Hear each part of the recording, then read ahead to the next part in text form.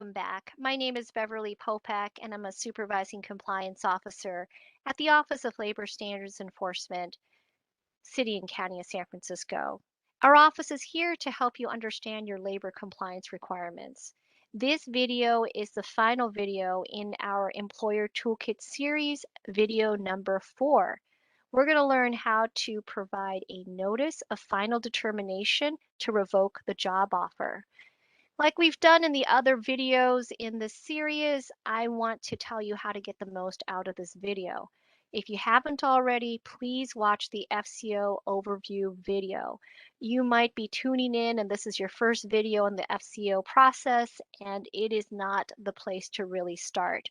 The FCO is about a compliant employment process, and the process is filled with details and lots of information. So please watch the overview video and then come to the FCO Employer Toolkit video series. Now, this video is video number 4. It is a video in a series. Watch the videos in order. It's going to make the most amount of sense, and you can always go back and rewatch any parts that don't make sense because there's a lot of information, or perhaps your company has questions, as sometimes companies do. Number 3, print the presentation slides that accompany this video, have them available so you can take notes.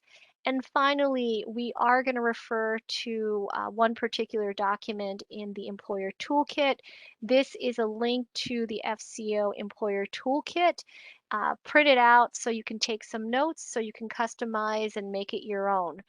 If you don't want to go to that link, I believe you can find a link to the Employer Toolkit right next to these videos. The Fair Chance Ordinance is all about a compliant employment process, and we have come to the last step in the employment process.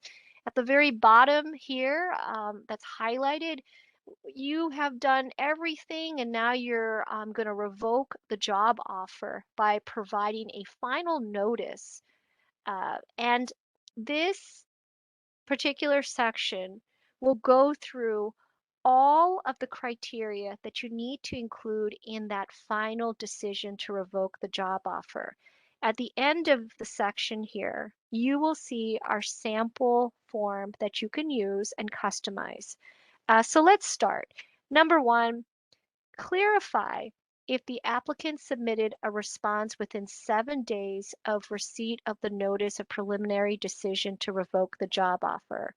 You must let the applicant know if you did receive their information. And if they didn't, you should also tell them that as well. Number 2, if the applicant submitted information, specify the documents and information that they submitted. Next, please let the applicant know if there was an error with the background report. Number 4, specify the convictions or unresolved arrests that led to the revocation of the job offer. And please remember that you should only be considering actions from the background report that are directly related to the position in which you have offered the conditional offer of employment.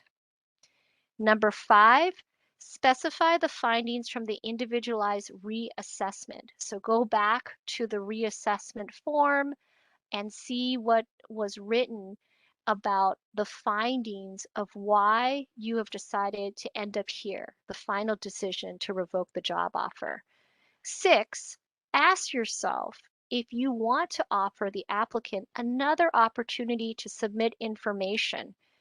If you are going to offer them that opportunity, you must conduct an individualized assessment, and you can just use the same form as we provided in the Employer Toolkit to do so. If you do that, definitely track the amount of time that you're allowing. We highly recommend that you give them at least 7 business days, like you have given them before for the other parts of this process. And yes, you need to really track and monitor if the applicant has received this final decision and eventually track and see if the 7 days has expired before making a final decision to revoke the job offer.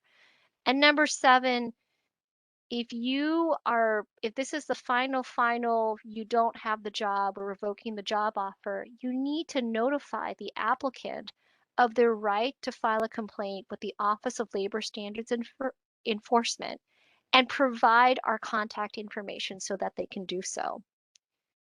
This is a sample notice of the final decision to revoke the job offer. As the previous videos have mentioned, this is the bare minimum of what you need to have. You can always add some more stuff, make this your own and customize it. So let's go through this. Date, name of applicant, that's pretty straightforward. So the first part here, we are following up about our letter dated. Provide the date in which the notice was dated and when you notified the applicant of that initial decision, the preliminary decision to revoke or take back the conditional offer. Obviously, the dates should match up, so be very, very careful and pay attention to detail. This section with the two check boxes, you should check at least one, and this is how we have it set up for simplicity's sake. So the first checkbox is about we did not receive a timely response from you after sending that letter, and our decision to revoke the job offer is now final. So it's self-explanatory. If you did not receive any information from the applicant after you preliminarily notified them of that revocation of the job offer, now this is where you would check this box. The second box is that we made a final decision to revoke the job offer after considering information you submitted, which included, and now this highlighted section is a note to you to list all of the information, documents, etc., that the applicant provided to you. Be very careful and list it here. At the very bottom, after reviewing the information you submitted, we have determined that, and this is where you could check, was or was not an error on your conviction history report. So this is the final part of this particular document. It says here, we have decided to revoke our job offer because of the following convictions or unresolved arrests. This yellow section highlighted note says that you should list the convictions and unresolved arrests that led to the decision to revoke the job offer. Please keep in mind and remember that you are only able to consider actions that are directly related to the position. Next, this is a request for reconsideration.